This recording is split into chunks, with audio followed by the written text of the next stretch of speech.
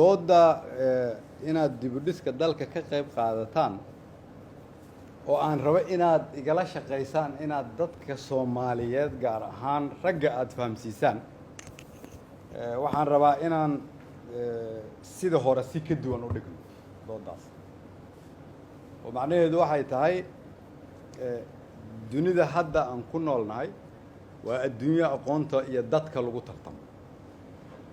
waa adduunyo qof waliba dadkiisa uu xisaabsan yahay wax soo saarkuna uu ku xiran yahay sida aad dadkaada u howlgeliso haddii marka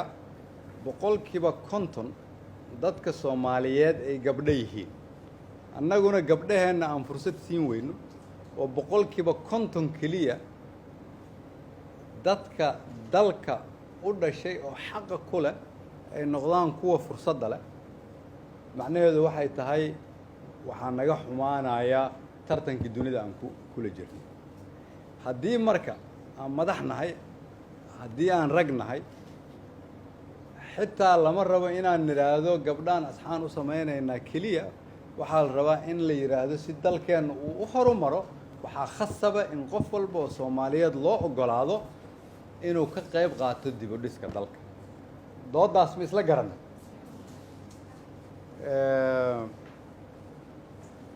haddaba marka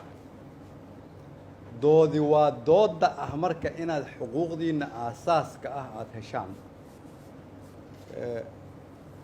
doodina waa sababaha sababtu waxay tahay tii aan hadda idiin sheegay oo ah inaad bulshada ugu yaraan boqolkiiba 50 ka tihiin sababta kale waxay tahay in hadda gabdhaha iyo ragga marka la isbarbar dhigo aqoon ahaan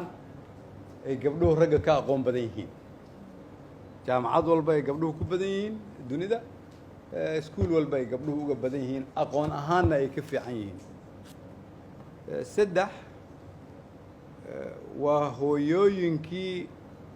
qoysku uu ka soo aasaasmayo afar meel walba oo laga shaqeeyo oo ay rag iyo dumar ka wada shaqeeyaan way ka fiican tahay meelaha ragga kaliya ay ka shaqeeyaan meel walba oo gabare ay mas'uul ka tahana waxay u badan tahay in horumarkeedu uu ka fiican yahay meesha wiilashu ay mas'uulka ka yihiin shan dalkan mas'uuliyadiisa waxaa iskale dadka ugu badan waxaana ugu badan waa dhallinyaradina gabdhaha ugu sii badan sidaas daraaddeed ayaad waxaad leedihiin xuquuq ay khasab tahay inaad ka doodaan sida lagu gaari lahaa halkan marka waxaa la rabaa inaan shaqada laba u kala qaybino mid waa idinka oo u baahan inaad is abaabushiin dhalinyaro ahaan haddana gabdho ahaan idinkoo isu abaabulaya ma aha maanta jiilka jooga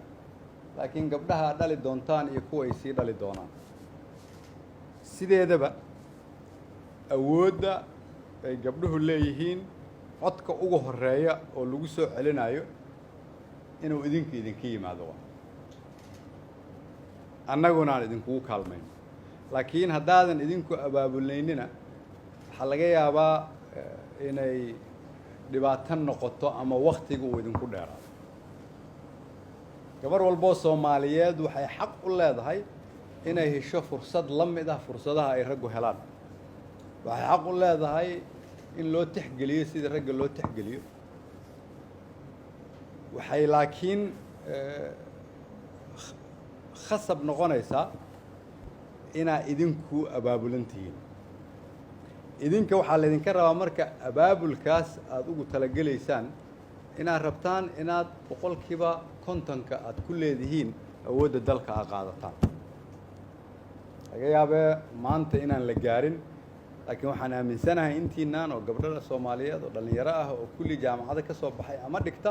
iyo inta kale oo dalka joogta oo isku xiran waxaan aaminsanahay haddaad is abaabushaan inaad gaari kartaan hiigsigaas isaga si marka aad maamulka dalka qaybtiina uga qaadataan waa inaad taariikhda dunida dib u fiirisaan waa maxay si awooddiinnu ay u muuqato kow horta waa in abaabulkiinnu muuqdo labo waa in qaybaha kala duwan ee bulshada aad ku leedihiin cod muuqda macnaheedu waa maxay waa in jaamacadaha macallimiinta joogta ama brofesorada jooga aad ka mid tihiin waa in ganacsatada magaalada ugu waaweyn ay idinku ka mid noqotaan waa in meelaha muuqmuuqda oo dalka meel walba gabare ay ka soo muuqato mid waxay ku xihan tahay idinka dadaalkiina oo maadaama aqoontii ragga iyo dumarka marka la isbarbar dhiga hadda idinku aad safka hore ku jirtaan halkaan ay fadhiyaan dhakhaatiir civil engineer social scientist sida gabdho kala duwan waxaa la rabaa inaad aqoontaas sii wadataan isku dhiiri gelisaan oo dadka dalkan hormuudka u ah aada noqotaan laakiin waxaa loo baahan yahay in dowladda dalka jirta mar walbana ay ku foojignaato sidii fursad laydinkugu sii lahaa waxbarasho u khaasa in gabdho soomaaliyeed kor la geeyo dhaqaale loogu danaynayo gabdho soomaaliyeed inay ganacsigooda kor ugu kacaan shaqooyin loogu danaynayo in maamulka iyo maaraynta dalka mustaqbalka gabdhuhu ay qayb ka noqdaan iyadoo dhallinyaradii caqabada iska haystaan dalka caqabada ka jiro ayaad haddana idinku waxaad leedihiin caqabado idinka idin gaara oo idin gooni ah oo aan aaminsanahay inay runtii nasiib darro tahay u baahan in laydinka wareejiyo waa ogahay dalkeennu dhibaato badan uu soo maray burburkii laga soo bilaabana dalkan wuxuu ku soo badbaaday hooyooyin iyo gabdho soomaaliyeed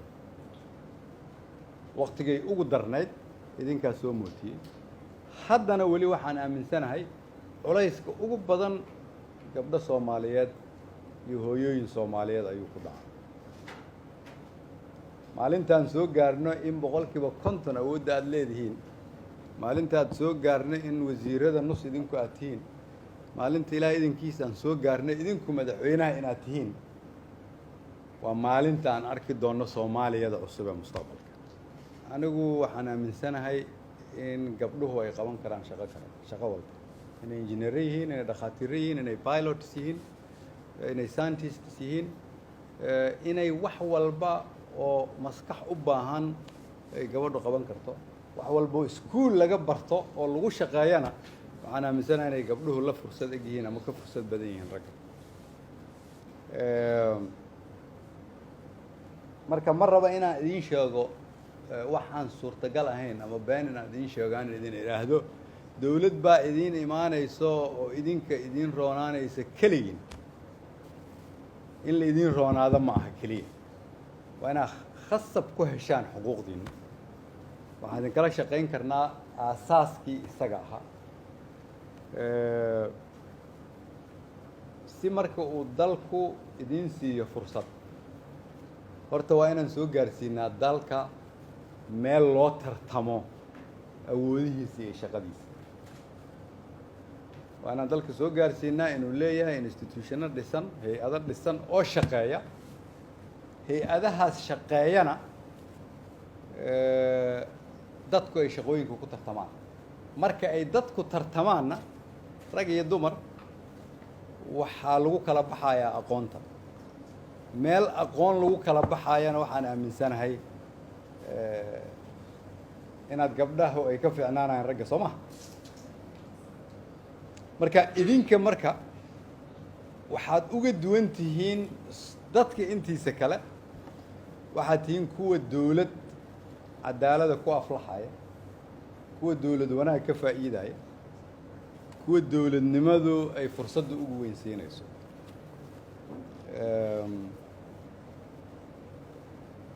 maxaa marka ina hor taagan waxaana hor taagan inaan samayno hadda waxyaabihii aasaaska u ahaa dawladnimada oon dalka gaarsiino in qof walboo soomaaliyeed uu codkiisa dhiiban karo isagu in qof walboo soomaaliyeed uu xisbi ku beeri karo in qof walboo soomaaliyeed lagu qiimeeyo aqoontiisa in qof walboo soomaaliyeed maxaad soo baratay ama taqaanaa uu wax ku helo oo aan wax ku raadin yaa taqaana intaas si loo sameeyo dalku wuxuu u baahan yahay marka dawlad aqoon ku dhisan oo xirfadlayaasha ay ku badan yihiin